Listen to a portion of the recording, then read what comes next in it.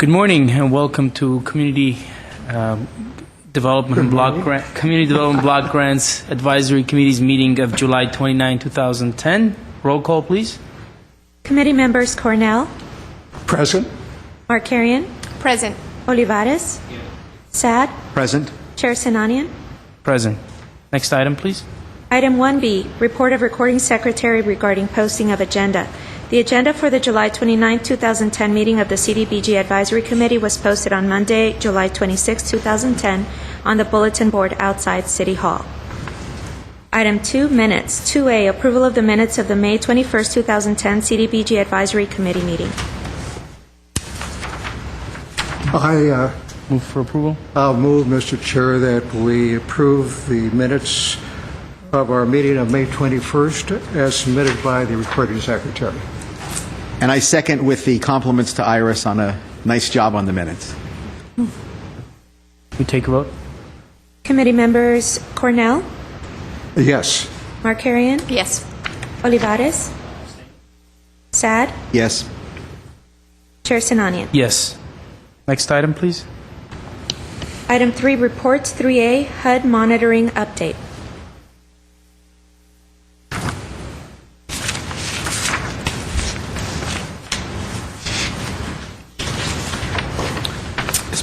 Mr. Chair, I'm going to turn this agenda item over to Mr. Carrillo, but before we do that, I just want to acknowledge and note that this meeting does represent the first meeting of the planning year, and as I will explain later when we review the program planning calendar for your review and approval, our planning process is cyclical, and so this is the first step in that one-year planning cycle, which we'll talk about later.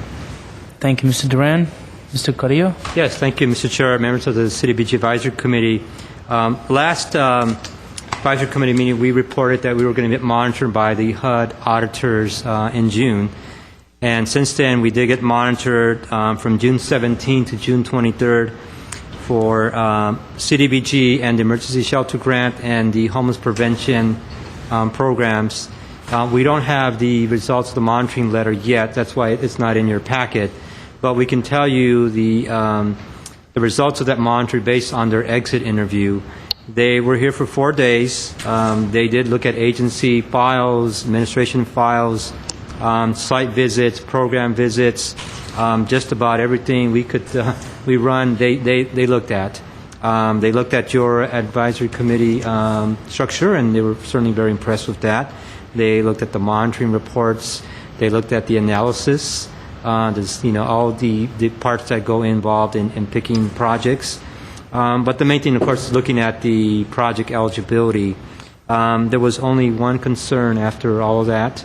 The concern was an agency had some of the applicant information forms, which are gathered by the agency to show the income benefit.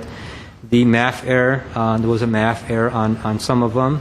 And that had to be corrected and was corrected actually prior to her even visiting that site.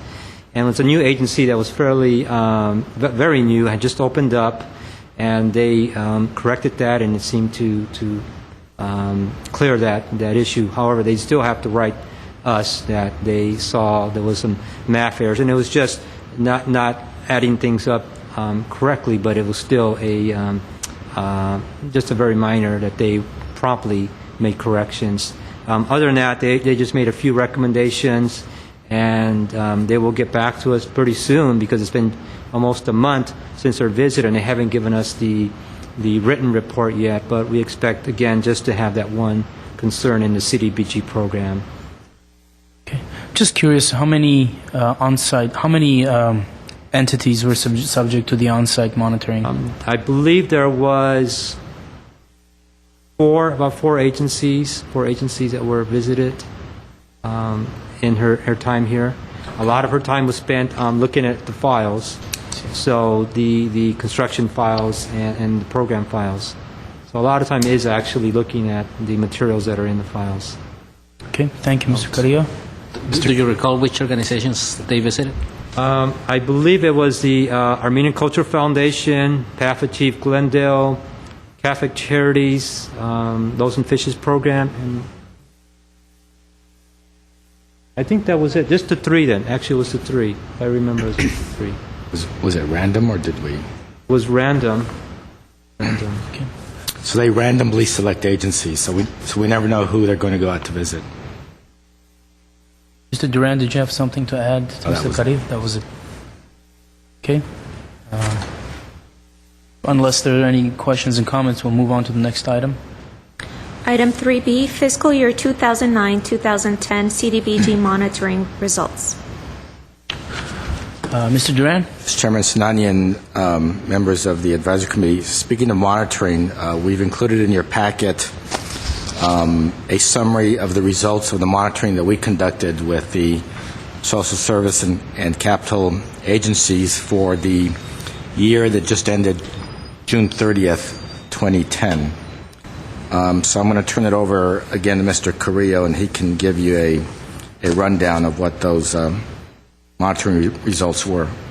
Thank you. Yes, thank you, Mr. Ryan. Mr. Chair, members of the committee, you have been given the end results of the monitoring for fiscal year 2009-10 programs, and those are the CDBG social service programs, and you also see the capital programs that were funded a couple years ago, and they've been ongoing, and we do some monitoring on them, and certainly there's still some of them in construction, but they do have programs going on. The social service programs, you'll see, of course, it has the letters when they went out and the responses and the finding concerns, kind of in a summary format. So if you have any questions on those, but generally there are some repeats, but nothing really serious that involves us de-obligating funds or having funds returned or holding funds back. Again, a lot of it's administrative paperwork that could be done and cleaned up. Some of them are related to the expenditure rates. They're supposed to be spending about 75% of their funds by the time we get there, and some are at 50 or lower. But again, a lot of times they start late and they get, especially the school-based projects, and they get caught up. But we certainly like them to continue to expend money and also to be timely on their reports that are submitted. And you'll see a couple of those as far as noting that some reports were submitted late, and that continues to be an issue with some of them, but we certainly address that in the monitoring report. And most of the concerns have been cleared. They've responded, provided the documentation. Again, we do this because it leads into the HUD monitoring.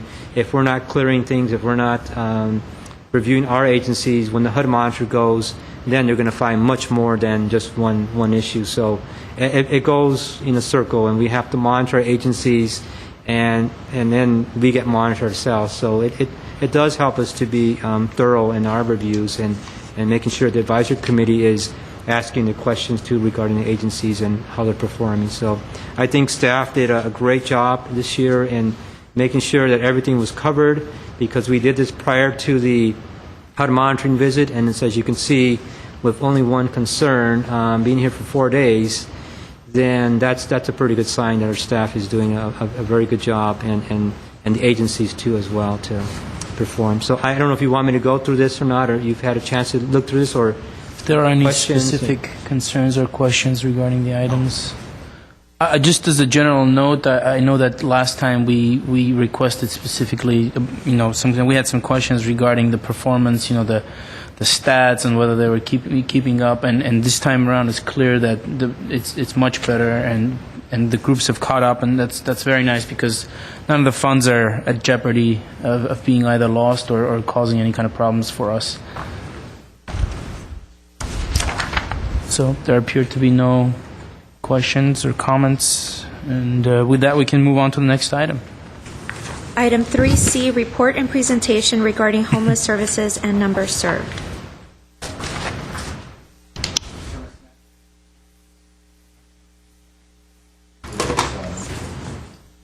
Mr. Chair, we're going to turn this agenda item over to Ms. Yvette Sanvelian, who is the city's homeless coordinator, and she'll give us an update on our homeless programs and the numbers served, and an idea of the prototypical person or family that would be using our services. Thank you, Mr. Aaron.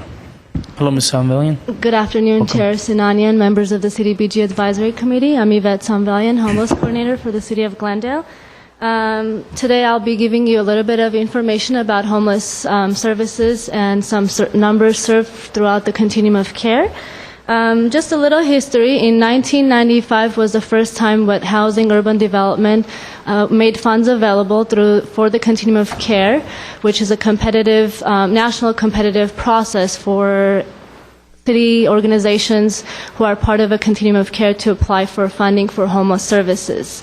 Funds through the SHP program, supportive housing program, basically serve for homeless families, individuals, and it provides funding for clients that are going through emergency shelter, transitional housing, and ultimately to permanent housing with intensive case management. The continuum of care is basically designed to move the individuals from the streets to the continuum of care process. The city of Glendale is one of the 3 cities that has its own continuum of care. The other city is City of Pasadena, and the third one is Los Angeles Housing Authority, which county and city and many cities are part of that continuum. In terms of the application for HUD, this is a competitive funding that the Glendale Homeless Coalition, on behalf of the sponsoring agencies, apply for funding annually, compete for this annually. The Housing Authority is the lead applicant, and nonprofit organizations are the sponsors of the programs. And the supportive housing program and Shelter Plus Care funds are normally leveraged with the Community Development Block Grant, CDBG, and Emergency Shelter Grant programs.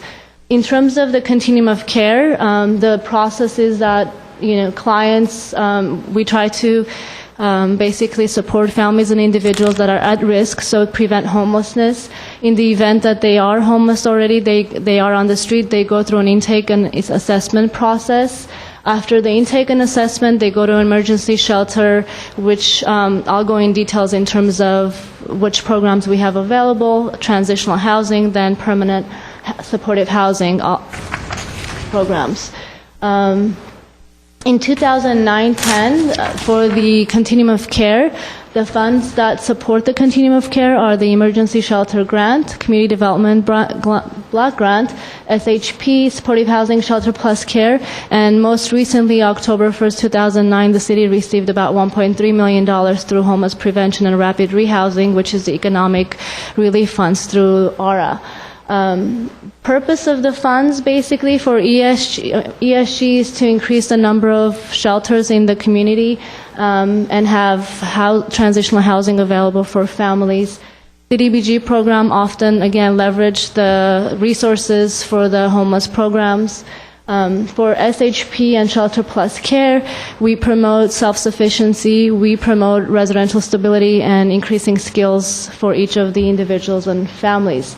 And for homeless prevention, the program is intended to provide minimal rental subsidy and utility subsidy for families or individuals that are being at risk of becoming homeless.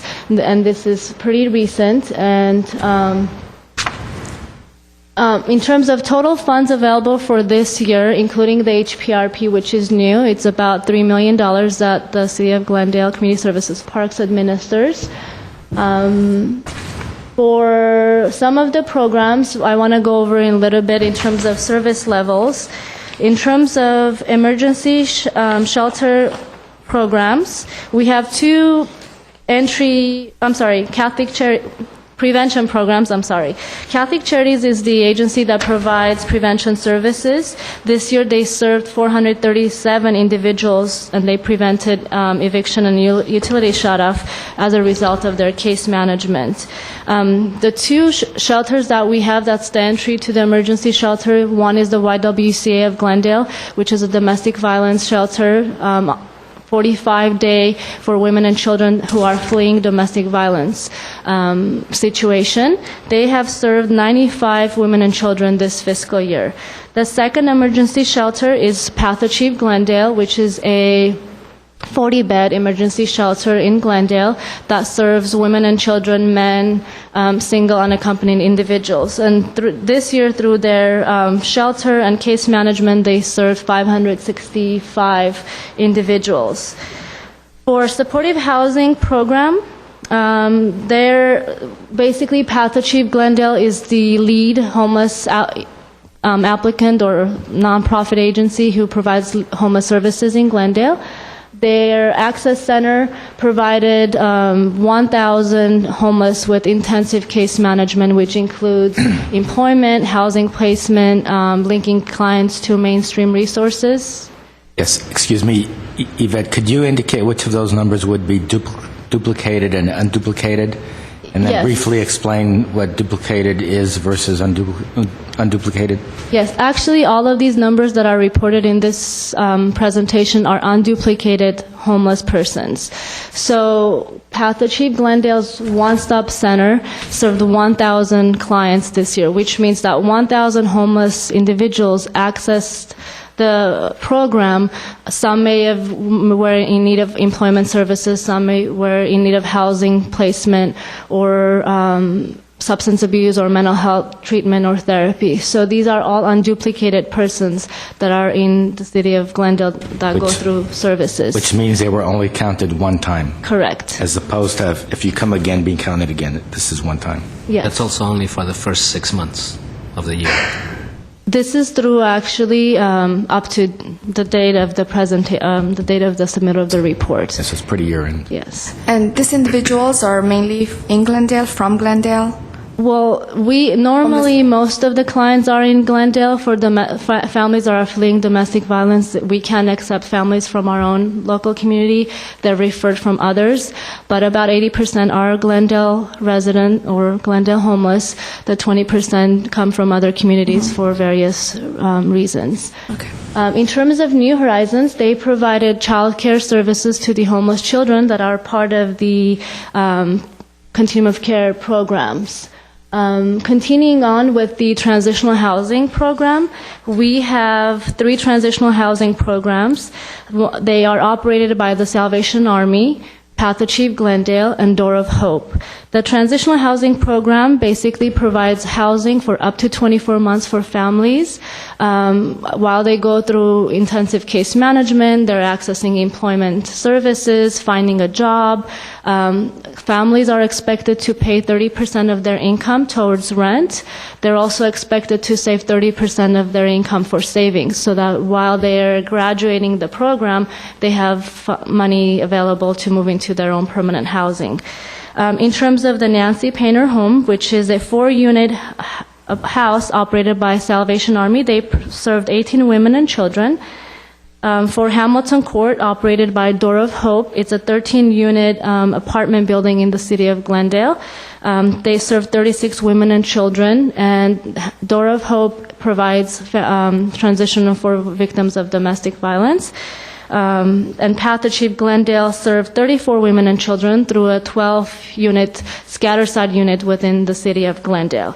So the Path Achieve works with landlords to negotiate rents and then place the homeless families in scattered site within the city of Glendale. In terms of permanent supportive housing programs, for individuals, normally we have several types of programs. We have 3 permanent supportive housing programs. One is Path Venture. They have 2 projects. They operate 13-unit scatter-site permanent supportive housing. They work with the client from the street, place them into permanent housing, and then connect them with intensive case management and services such as mental health, mainstream resources, increasing their income. Those individuals are chronically homeless who have been in Glendale for a very long time, but in terms of their mental stability, they have been homeless for at least more than a year and have some type of a disabling condition. For Path Achieve Glendale, they served 8 chronically homeless with a substance abuse background. So the individuals that have gone through a sobriety program, they're referred to Path Achieve Glendale to go through the permanent case management program. And the individuals go through random drug testing to make sure that they continue to stay clean and sober. And finally, the Housing Authority oversees the Shelter Plus Care program. We have about 34 vouchers, and we provided services to about 40 homeless individuals. Basically, the permanent housing programs pay for the rental subsidy for the individuals, while the clients also contribute 30% of their income and also save 30% of income. So basically, the programs subsidize a portion of the rent, clients subsidize a portion, and then once they become self-sufficient, they're able to move on into their own units, unsubsidized units. Is there a limit on the subsidy? There's no limit on the subsidy. When we do apply for grants, we normally are funded based on a fair market rents, which is within the city of Glendale.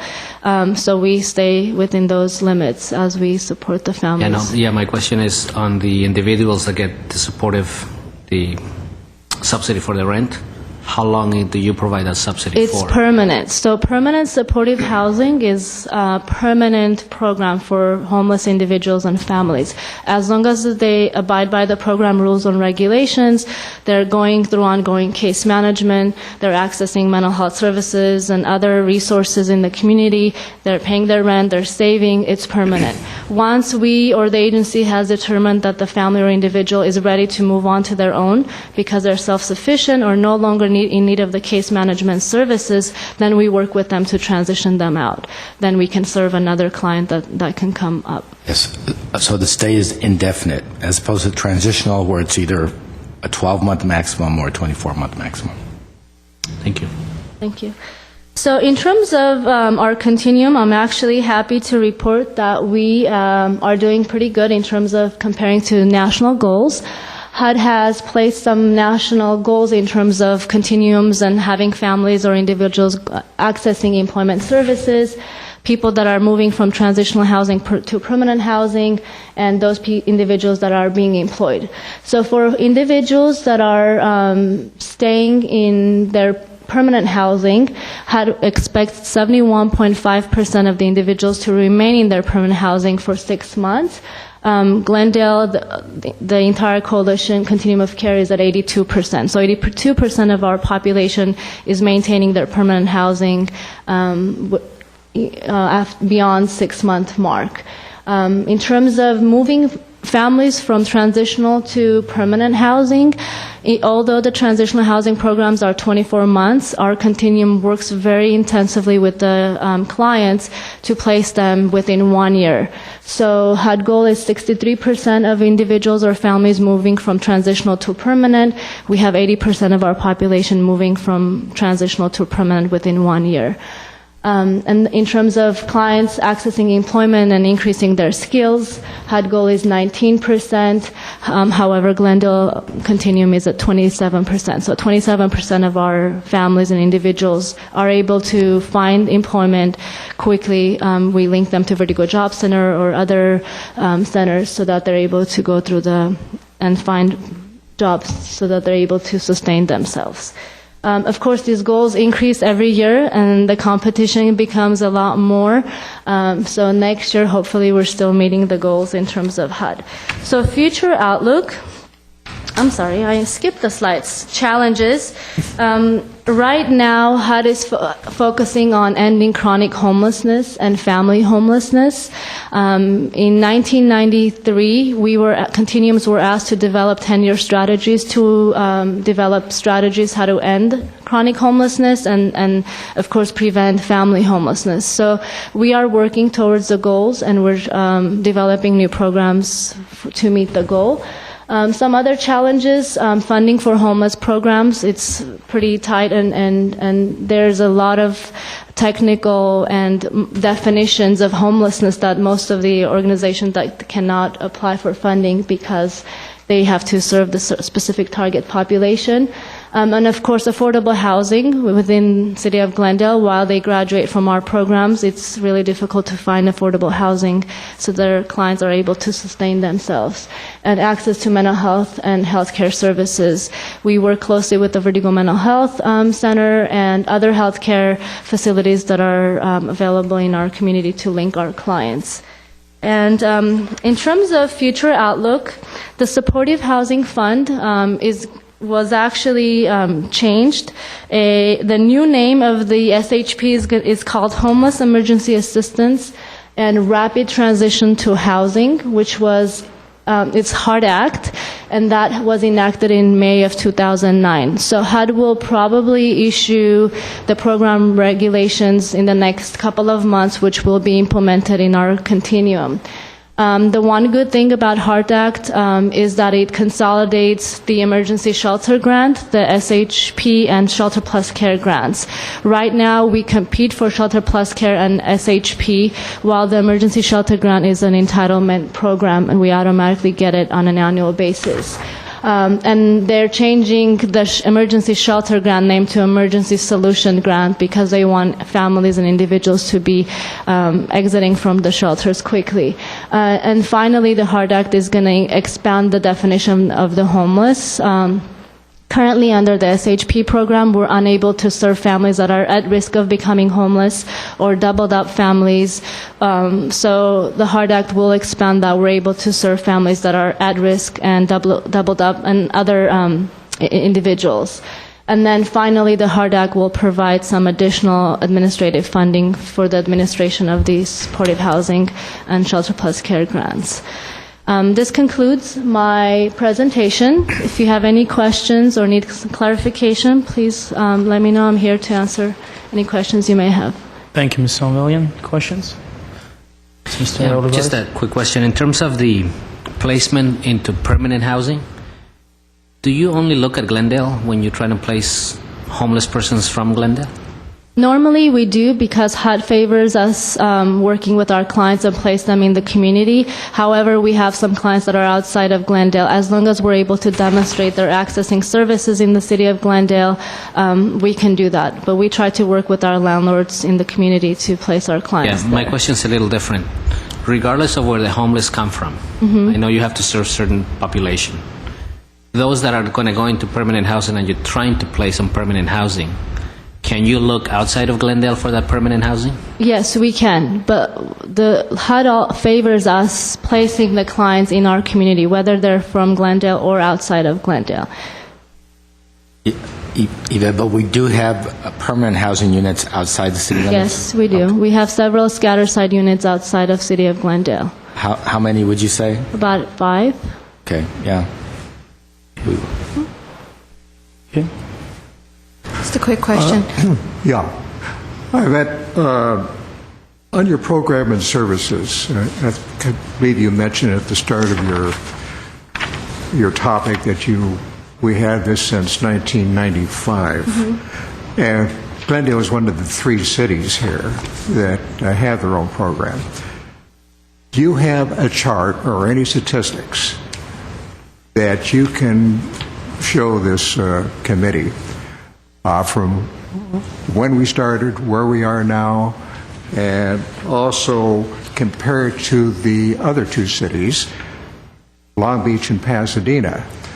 Comparison, our percentage in Glendale compared to, say, what Long Beach and Pasadena have and what they are doing. Do you have anything in your file that you can present to us on that? I will be happy to present that at the next meeting. Oh, fine. Okay. Yeah. Carrie?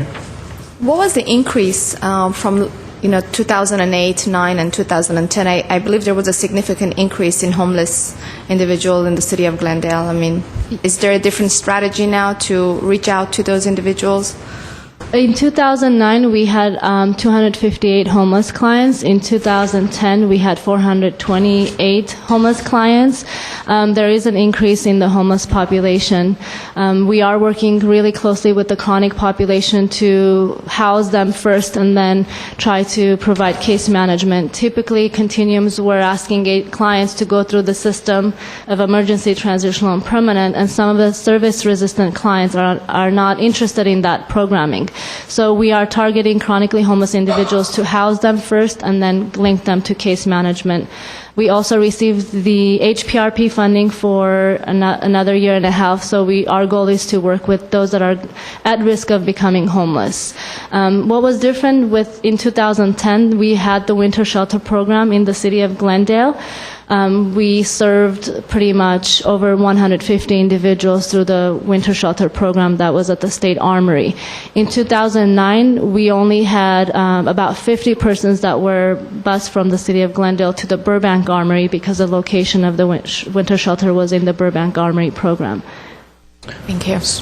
And so have the funds and resources available to deal with the homelessness problem been commensurate with the growth of the number of homeless? We are getting additional funding this year to address or create programs for veterans, and we just learned about 3 weeks ago that we got additional $169,000 to serve another 5 chronically homeless individuals for permanent housing up to 5 years. So as funds are available, we work very closely to apply for the funds and develop projects with the nonprofit organizations to meet the needs of the community and the homeless clients.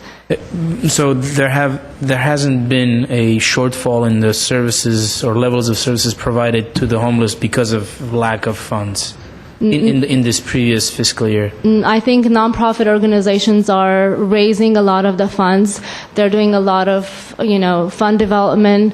It's been pretty tough this year. We had 2 new agencies that applied CDBG funding, which was Door of Hope and Path Ventures, and they were initially just applying for supportive housing funds. So with the economy, it's been a little bit difficult, but nonprofit organizations leverage about $2 million of resources while they receive supportive housing funds through the city of Glendale, and they're also required to have cash match, which is dollar for dollar match for their programs that they're receiving from us. Okay. Of the increase this year, which is about another 250 cases, was there a disproportionate amount of families now as opposed to other years? Yes, with the winter shelter program, we served over 27 families, and those families were vouchered in a hotel while we work with them to place them in transitional or emergency program. And those families can access homeless prevention programs, so we're working with them to place them in transitional housing. So when a family is placed in a hotel, you said, or a motel for a period of time, how long is that normally? That's a father and mother and kids? Yes, winter shelter doesn't serve families at the shelter because the individuals that are accessing are chronically homeless with various substance abuse, mental health issues. So families are vouchered. Some families are, ready to move into transitional or emergency within a couple of days. Some families, we need to work with them intensively to get them connected to maybe Department of Social Services for some health benefits. We need to find them a unit. So they go through some case management, but at the maximum they can stay at the shelter is no more than 2 weeks. I'm sorry, at the hotel is no more than 2 weeks. Thank you. Yes, Mr. Chairman Ryan? Sinanian, I'm going to try to summarize the count another way. In 2009, we were not hosting the winter shelter program, so when we did our homeless count, we only counted 50, which were the 50 that were catching the bus to go to Burbank. It's possible that at Burbank there may have been 150 persons staying every night at Burbank, but we only counted 50. Last year we hosted the winter shelter in Glendale, so we were able to count 150 that use the winter shelter program. So that accounts for the majority of that of the difference of 100. In addition to that, there was another 70 more than in 2009. And it coincides with the economy as well. Probably more people out of work and needing homeless services. When we do submit our annual application to HUD for our $2.3 million grant, we do include our homeless count as part of the application. So HUD does take into account, especially if we're applying for new projects, they will take into account what our count is and how it's gone up and down. And then I think Yvette mentioned that next year, beginning July of 11 or July 12, that the new legislation goes into effect. Probably 2011. Oh, okay. So next year we're going to have a new program to serve homeless, and HUD is attempting to consolidate and streamline a variety of programs. So we may have slightly different guidelines which we believe will make it easier for us to service homeless persons. HUD will expand the definition of homelessness so we can include persons on the verge of becoming homeless. We don't have to wait until they're literally on the street to begin to assist them and bring them into the system. So we have that to look forward to.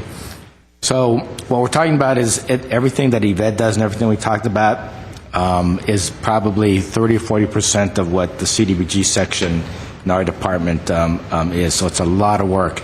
And unfortunately, our current funding sources don't pay very much toward administration. So, for example, 60% of Yvette's salary is charged to CDBG.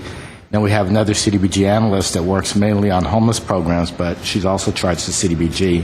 And so whenever we looked at CDBG admin and it looks like a big number, well, it's because it's got to pay for all of our homeless administrative support as well. You're just getting ready for the argument later in the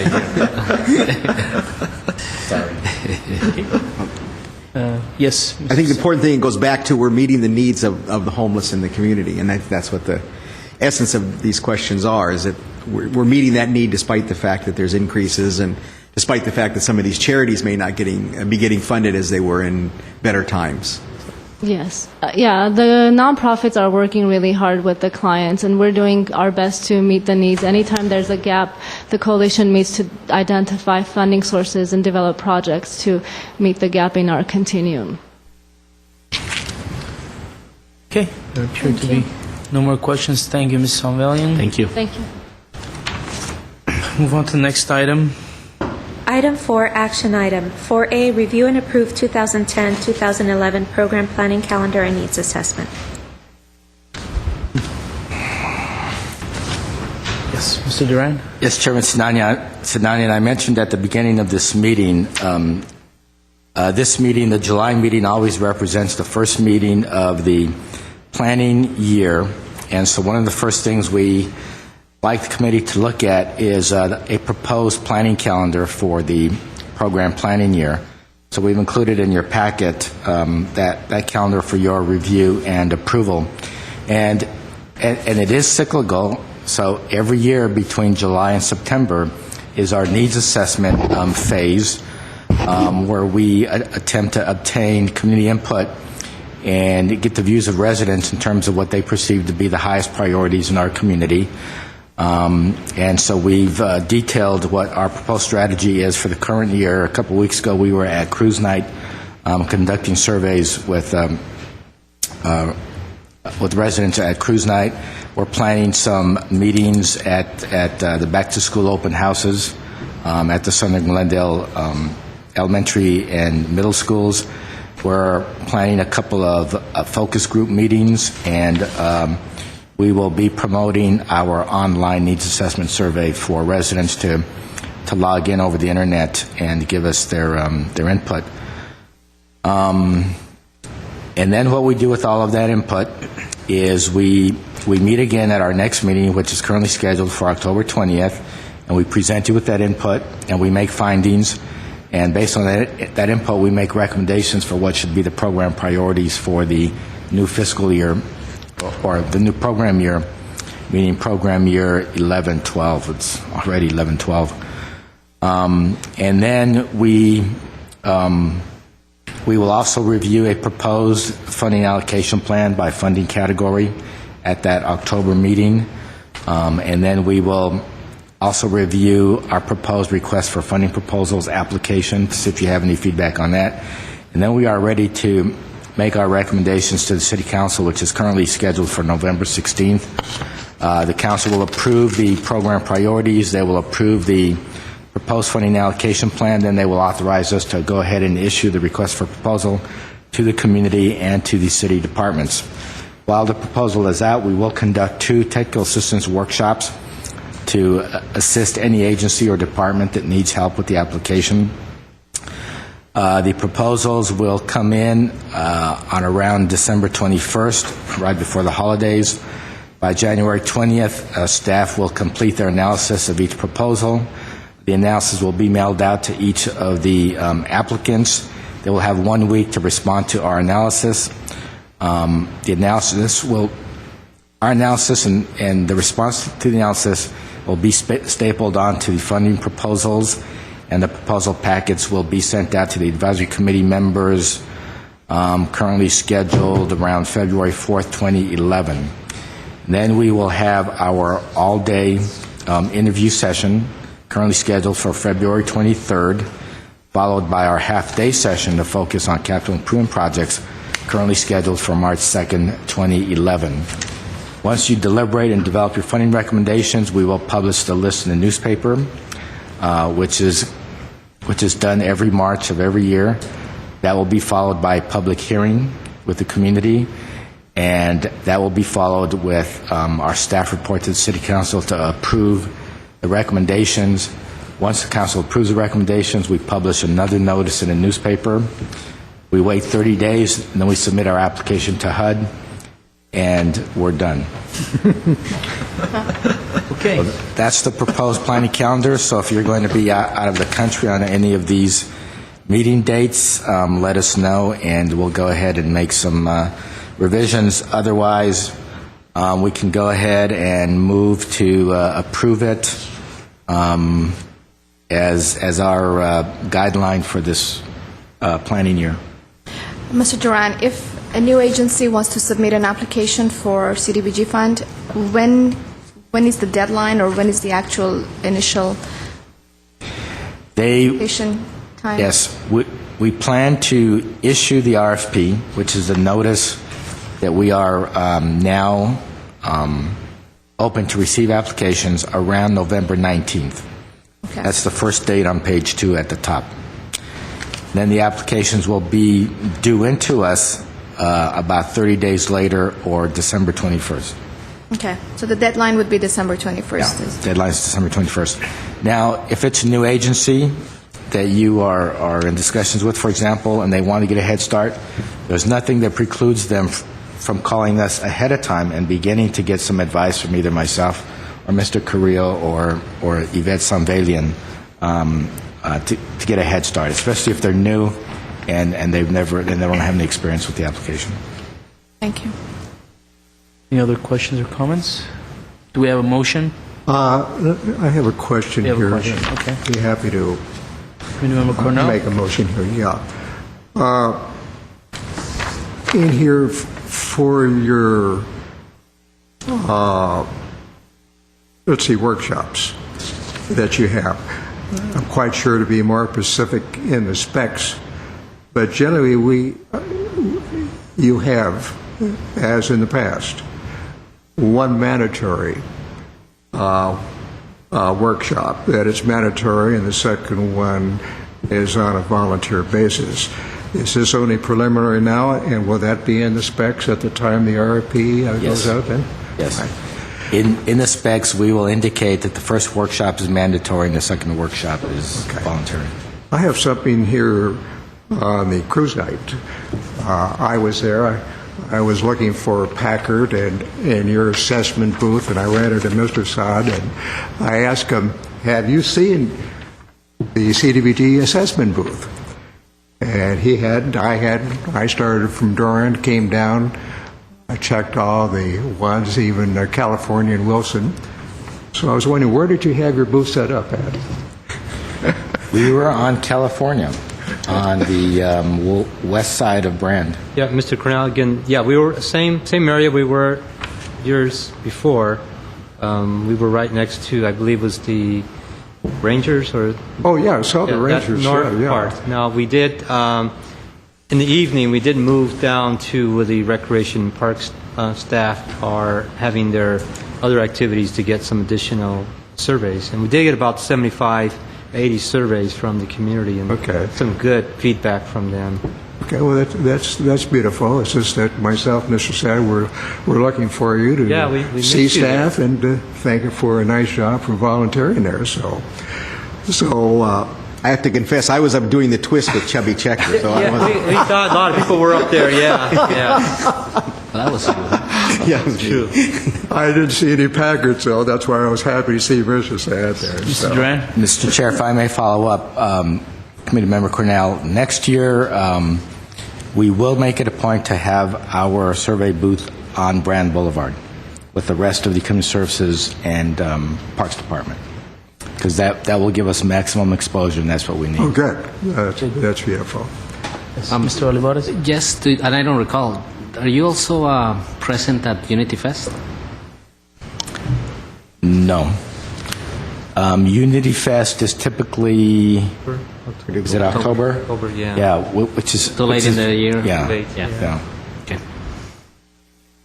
Okay, Mr. Cornell, do we have a motion? Yes, I'll make a motion, Mr. Chairman, regarding item 4A, that we approve, per staff recommendation, the planning schedule for the fiscal year 2011-2012 as submitted.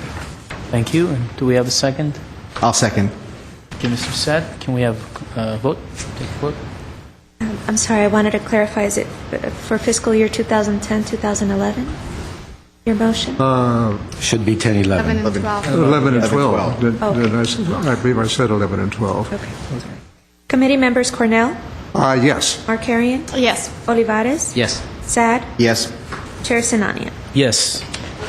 Okay, next item, please. Item 4B, review and approve follow-up report regarding outstanding capital improvement projects and recommendations to reprogram unencumbered balances. Mr. Duran?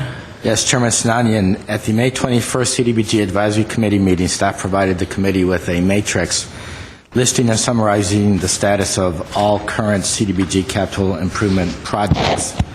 And after some discussion and review, the committee asked if we could review and follow up on that matrix at the next CDBG Advisory Committee meeting, which would be today. As staff explained previously, in most cases, the unencumbered balances that you will see, especially the larger amounts, are part of the project budget needed to complete the project, which have yet to be encumbered to contracts. In other cases, unencumbered balances, the smaller amounts that you will see, are funds needed to pay for miscellaneous final invoices or change orders that occur at the end of a project. The only project that staff would consider that has an unencumbered balance that might be available for reprogramming to other projects is the Neighborhood Request Program, which currently has an unencumbered balance of $151,000. So staff would be inclined to recommend to reprogram $100,000 of that towards to make available for fiscal year 11-12 capital improvement projects, and leave $51,000 in the account in the event that we receive a request from a neighborhood organization for a public improvement project. So staff would like to make that recommendation. Okay. And do we know the reason why this $125,000 has not been used? I'm sorry, Mr. Chair, what hasn't been used? Oh, the $125,000 that's being recommended for reprogramming. Oh, I think it was 151. 100, I'm sorry, 51. 150. yes, we have an unencumbered balance of $151,000. And I'll let Mr. Carrillo expand on this. This is a project that is sponsored by our department. It's a project that we initiated about maybe 5 or 6 years ago with high ambitions. The purpose was to make funds available to neighborhood associations to be able to submit a very simple one-page application to the city for modest public improvements of their neighborhoods, like 3 or 4 street lights, like a little traffic circle, like parkway improvements or trees. So nothing that was major that would benefit a very specific neighborhood, and that's why it's called Neighborhood Request. Initially, there was a lot of interest. We received a lot of applications. We completed a number of projects, but the interest and demand seems to have waned, and we haven't received a viable application probably for a couple of years now. So it's probably legitimately available to reprogram. And if the interest comes back, we can always apply for new funding. Yeah. Yes, Mr. Chair, part of the reason House has been, we've been very fortunate to have some of the departments help pick up some of the requests.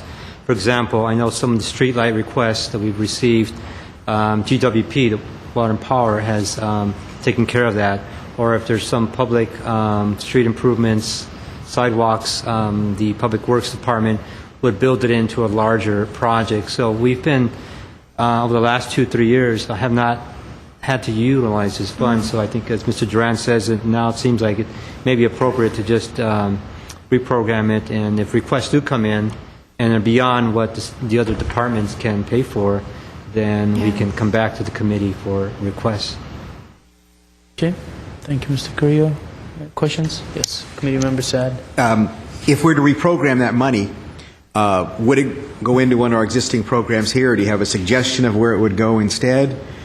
Or are we talking to the community about, some of the uses of the money that could be used for their neighborhood improvements?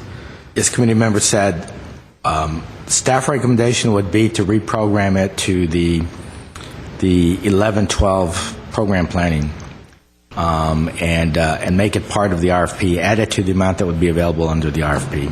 That would be the safest way to redistribute it.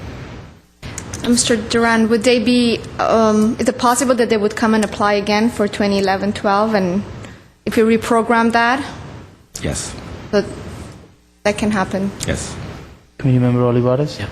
I think this is one of those instances where in the past this committee has said, there are certain things that we feel the city should handle as part of their capital budget or their overall budget. And the fact that some of the agencies, GWP and so on, are taking care of some of these matters just tells us that, they are working at it. I'm of the position that let's just transfer the 151,000 over. There hasn't been any interest because there really hasn't been a need. A lot of the new projects that are being built in this part of Glendale, in southern part, usually you build affordable housing, you end up having to fix the sidewalks anyway, do all the public improvements. So I think we ought to transfer all the 151. If there is interest, they can apply like everybody else. Any other questions or comments? Yeah, I have a question, Mr. Member Chair. Cornell, please.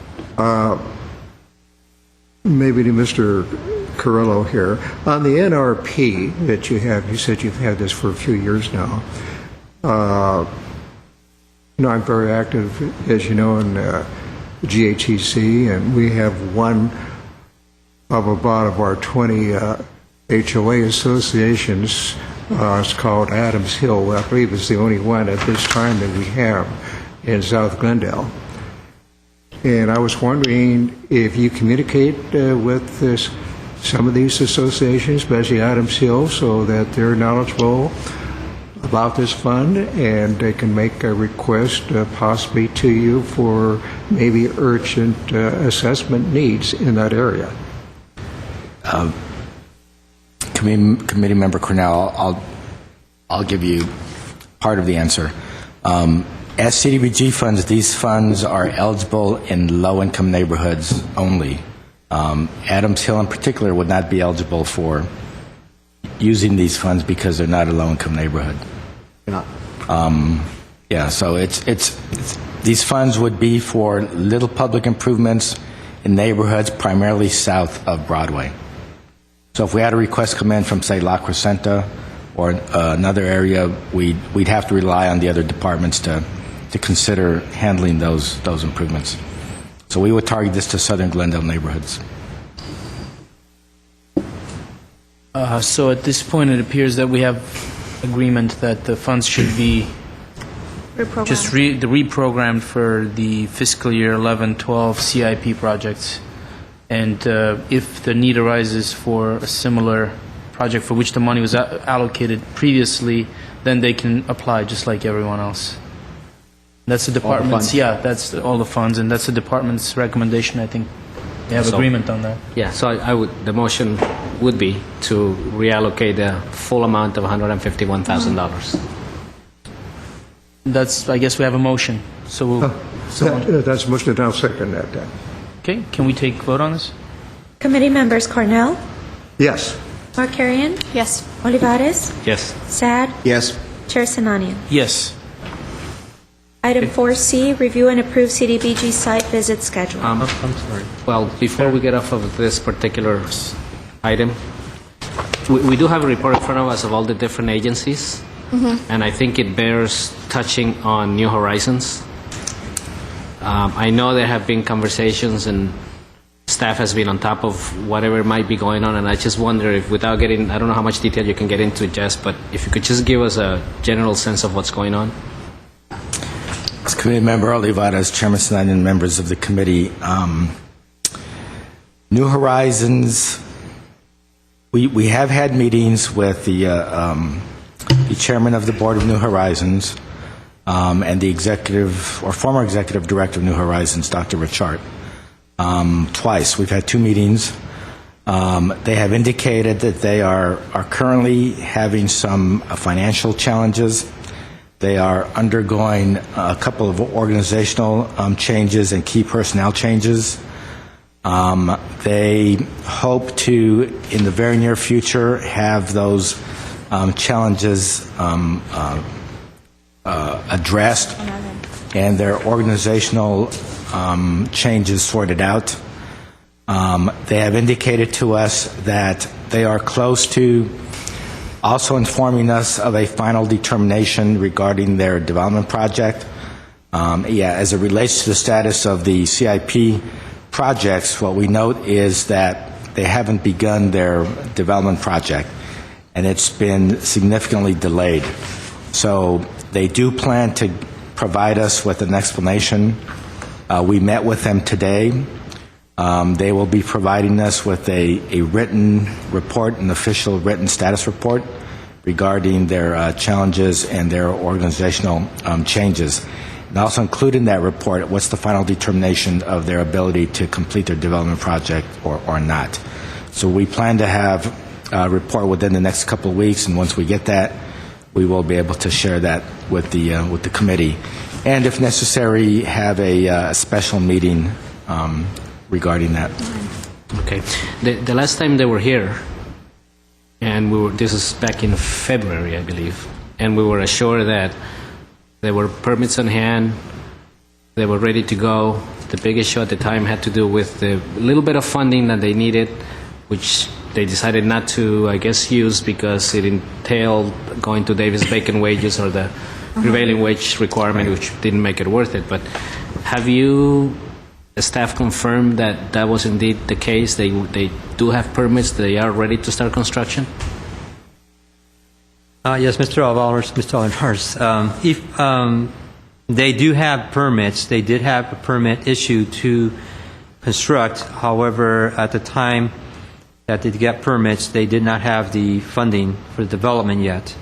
So we actually asked for a 6-month extension, but everything was signed off, everything was ready to go, all permits was ready, and at the time they requested a delay and requested an extension on the building permits until they obtain their construction financing. So now we are, Mr. Rand mentioned, meeting with them to find out what's going on and what's the funding situation, since we need to know. Yeah.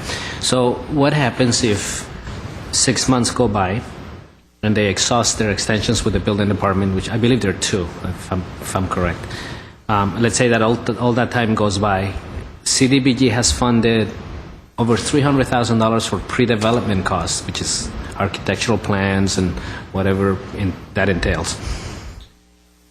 That money is at risk of obviously going to waste if they don't come through. What happens to the property? Committee Member Olivares, per the agreement executed between the City of Glendale and New Horizons, as we do with all nonprofits, if they do not go through with this project and it's canceled, they would be obligated to repay the city for the funds that the city dispersed to them. Whether they sell the property or whatever the case is we would need to be paid back. Okay. A quick question. For projects this large, when they apply for CDBG funds and the amount allowed from the CDBG is very, fraction of what the entire cost is there a way we can verify how would they obtain the additional funds so we don't end up with, this kind of a, outstanding balance? I mean, is there a way we can verify what are their other ways of them kind of raising the funds for their entire project? Yes, Committee Member Markarian, we usually ask for commitment letters from the other funding sources, which we do have on file. If you recall from their presentations, a majority of their construction funding was projected to come from a private single source donor on top of other funding sources, and so that's what we do. And in our deliberations when we're reviewing the project, I think we asked all the pertinent questions and still decided to fund their project at the level we did. Committee Member Sad? I think I share all of our concern up here for New Horizons and hopes that their operation can continue being as it's so vital for our community. But it has been suggested by a former member of this committee that we scrutinize their finances and that we closely look at how they're using their money. And I wanted to determine exactly what our role was in this type of activity. Us being the committee, This as committee, opposed yes. to us, as opposed to the department. Committee member said we do conduct, as you saw, we do monitor our programs in the agencies every year, including a financial monitoring. In the case of New Horizons, one of the things we did talk about today was that we would like to do a follow-up financial monitoring just to ensure that as it relates to the CDBG funds, which is a small part of their overall organizational budget, the funds are being used as they're supposed to be used. In terms of beyond that, it is, to me, it's purely an administrative function, which would be a function that staff would perform. And if we needed to go beyond that, I would take my direction from my director and the city manager and the city council, and to report back to the advisory committee on what our strategy is in terms of going beyond what we normally do. So that's typically it. Yes. Committee Member Olivares? I personally don't think that it's our role to look at their financial situation or what they do or don't do in terms of the overall, the umbrella of the organization. But I am concerned about the particular project, and the reason I am concerned, and I think we all are concerned, is because we have supported that organization in a big way over many years, and we know what it does in the community. And that's probably why we're asking the questions and why we're getting the reaction that we're getting. But beyond the project itself, I think that's what we're here for, and that's probably the limits of it, in my opinion. Of course. And I agree. I knew you would. Member Cornell, do you have? Yeah, I have something, Mr. Chairman. Well stated. In your meeting today, Ms. Duran, I just wanted to ask you, from the articles by the News Press reporter, both on July 14th and July 22nd, it was my interpretation in gathering from those two articles that the nonprofit was floundering and there was no one there to take charge, no leader. No one wanted to get involved as to engage, and as a result was floundering because no one could raise their hand to make the tough decisions. I wanted to ask, here you had a meeting this morning with them at 11 o'clock. I wanted to know who's in charge now, if they have a temporary interim director, who's in charge. And I was elated to hear in your report that they are going to provide a financial report to you. And when that does happen, I would like to see you coordinated with the chair so we can have a special meeting on that. And also, hopefully Dr. Oshar will be back in the country that we can extend an invitation to her at that time and have her here, because I think many of the concerns that we have is that there was leaderless and no one was there to raise their hand, to make tough decisions and take charge. So I'm happy to hear partially the good news, because as Mr. Sad said, you know, this community relies, they've done a good job. Dr. Richard has done a remarkable job since the founding of NH back in, I think, 1995. And it would be a shame now, and even a crisis, a month before school starts, to have anything negative happen that it would impede the services now provided by New Horizons. So in that regard, I'm happy to hear that. I'm looking forward to the report, and hopefully we can have a special meeting to coordinate with you and the chair, and maybe at that time we can also look forward and hear Dr. Rochard. And if I can add a few words to this, well, clearly, as has been stated, we're all concerned about what's happening with New Horizons due to their stature in this community, due to the support that this committee and the department, the city, has provided New Horizons in the past.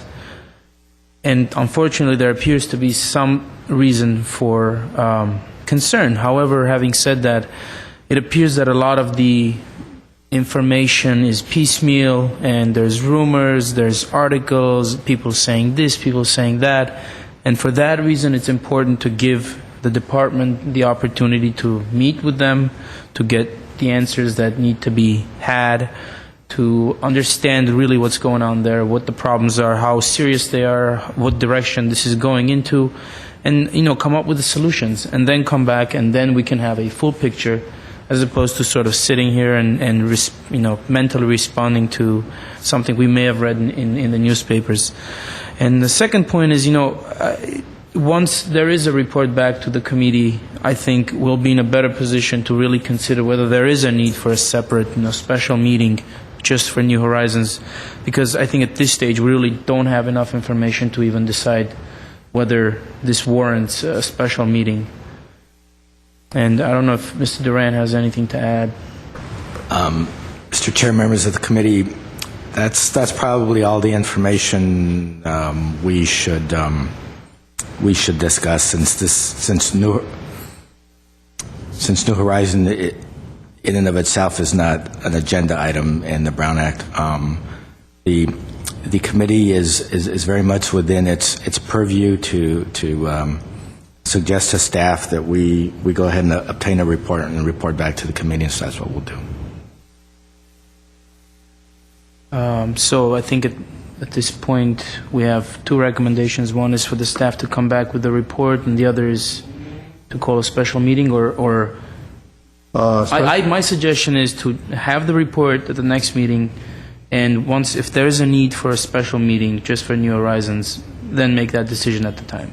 Yes, I'm in accord with that. After we see the report, that we can I don't get think that we need to. consensus. There's no motion on the floor. It's just a discussion item, Right. only because it's part of the overall capital program. That's all. That's all I intended it to be. Right. So I think the staff is hearing. I agree with the fact that we Yes, just need to get factual information, and then we'll go from there. The issue and the discussion is related to the delay in their development project, and they're delayed because they've encountered some challenges that we are working with them on. They're ready now to give us a formal written report, so we will wait for that report, and as soon as we get it, we'll present it to the findings of that report to the committee. Thank you. Can we, and then now... I just want to have one other further comment. I'm happy to hear the constructive report that Mr. Durant provided. The one thing that all of us here sitting up here don't want is to spook or have any negative impact on the many donors that are providing good funds for New Horizons. We don't want to see those dry up or scare anyone to that point. And with that constructive report that Mr. Rand had, I feel comfortable knowing that we're working on these challenges, and I feel comfortable and cautiously optimistic that these can be worked out. Okay, thank you. And I think we can move on to the next item. Item 4C, review and approve CDBG site visit schedule. Chairman Sinanian, staff is proposing that we make an attempt to commit to a site visit schedule, as I indicated in our staff report related to this agenda item. One of the basic responsibilities of the committee, as mandated by the City Council, is to become as knowledgeable of the operations of the programs that we fund, and a way of doing that is to conduct site visits. So we would propose, because this has been successful in the past, of scheduling successive Wednesday afternoons from 1 to 5 and plan to visit 4 or 5 agencies at a time for each afternoon. And we would do it as a group. We would meet at City Hall. We would all climb into a van and take a tour and conduct our site visits. So I would propose, and to us, a good time to do it is in the early fall, as we've indicated, because there's no pressure from writing the funding proposals. It's not in the middle of the proposal process, so they're not lobbying you that their program's the best. So it's a good time to conduct site visits. So we would propose, if these dates appear to be semi-okay with the committee members, we can go back and confirm the schedules with the agencies and relay that to you, and you can sign up and commit to those dates if that's okay. Otherwise, these can be modified on the dates that you have enclosed in. Right. It's a starting point. As I indicated in the report, another option, which is actually written into the agreements we have with the agencies, is at any time you could call and conduct your own private drop-in site visit, simply by letting us know and the executive director know, and they would accommodate you, so you can conduct your one-on-one visits as well, or it could be a combination. Is the schedule okay with everyone? I just want to know who's driving the van. We'll hire a professional. Well, it seems okay now, but if it changes, obviously we'll notify you. Of course. Okay, so this is a wonderful opportunity. I want to thank the department for setting it up. Just gives us all a chance to really get to know the clients or the entities that receive funding from CDBG. So I encourage everyone to attend. And with that, do we have a motion? Yeah, I'll make a motion, Mr. Chair, that we accept a recommendation of staff for the site visits, tentatively scheduled for September 29th, October 6th, and October 13th, and that is to coordinate with committee members and the service agencies. Do we have a second? I'll second that. Thank you. Can we take a call? Committee members Cornell, Yes. Arcarian, Yes. Olivares, Yes. Sad, Yes. Chair Sinanian. Yes. And next item is other business. Yes, item 5, other business. Do we have other business? No other business. Public comment. Oh, okay. I'm guessing that's in relation to the next item, which is... Item 6, public communications. And we have a card from Jacqueline Jones. Jacqueline Jones Love. Jacqueline Jones Love. Good committee members. afternoon. Welcome. I'm Jacqueline Jones Love. I'm the new executive director of the Glendale YWCA. Great. And I wanted to come and introduce myself and to thank you for your continued support of the organization. As you know, we've been around for a long time, since the 50s, and we provide services in domestic violence, recreational services for adults and children, as well as breast cancer awareness and education. And so I just want to thank you for your support, and we will continue to work with you in partnership to continue to grow the programs of the organization and serve the community. I wanted to thank you. and meet you. Thank you. Do you have any questions? Thank you. Anybody have any questions? Questions? of me? How long have you been on the job? I started May 15th. Okay. So it seems like it's been longer, but still, it's actually been 2 If you months. file an application next year, we're going to beat you up a little bit. All right. What is your position with the Y? I am an executive director. Oh, okay. We're happy to have you here. Well, thank you. Thank you. Welcome. Nice meeting you. And I look forward to working with look you. forward to seeing you. Thank you. Any other public communications? We don't have any more cards. Yes, Mr. Correa, Just have a announcement, if you're ready for that. please. I just want to make a quick announcement for the grand opening of the Adult Recreation Center, the ARC. That's August the 7th on Saturday at 10 a.m. And although the building, of course, was not funded out of CDBG, certainly some staff that are paid for out of CDBG, which is the senior care managers, are stationed over at the ARC, and it's a beautiful building, and certainly like to have you there. I thought we would have some invitations for you, but I'll have to see if they're available before the end of the meeting. But again, 10 o'clock, August the 7th at the ARC building. Okay, thank you. Yes. Yeah, we're on announcement, Mr. Chair, is that Yes, correct? please, go ahead. Yeah, fine. I have something here for Glendale Healthy Kids. They're having on, let's see here, August 28th, August 29th, September 25th, and September 26th is Guess Who's Coming to Dinner? And this is by Glendale Healthy Kids. And one of the hosts is our Honorable Mayor. So if you call GHK at this number here, and you can ask about that, it's all going for the beautiful work that GHK does for our children. And as I said, the mayor is hosting one event, and you have an opportunity to make wits with the mayor, and plus having a very delicious, sumptuous dinner. So please call 548-7931 GHK, make your reservations. They'll accommodate you by phone, do anything they can, and you will have a marvelous night. And lastly, tonight, it's not too late. It's the Summer Night Plaza. You've probably heard a lot about it.